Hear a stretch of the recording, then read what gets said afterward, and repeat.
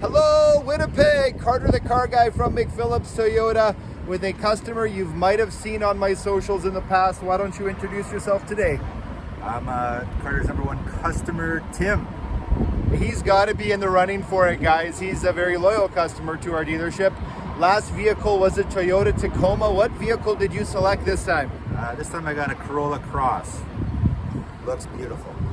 So you still may get the requests for people helping you move and if they can borrow your vehicle, but I don't think it'll be as often. This is nice, but not quite as utilitarian as the last selection. Would you not agree?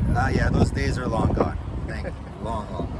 You heard it here first, folks. Look elsewhere if you need a truck to borrow for your next move. However, is this the kind of place they should look for if they're looking for a vehicle? Absolutely. I was in the dire straits and they helped me out. This gentleman right here, Carter the car guy, he's got you covered. Tim, you're the best. Thanks for your repeat business. We appreciate it. Have a great day. Goodbye. Bye-bye.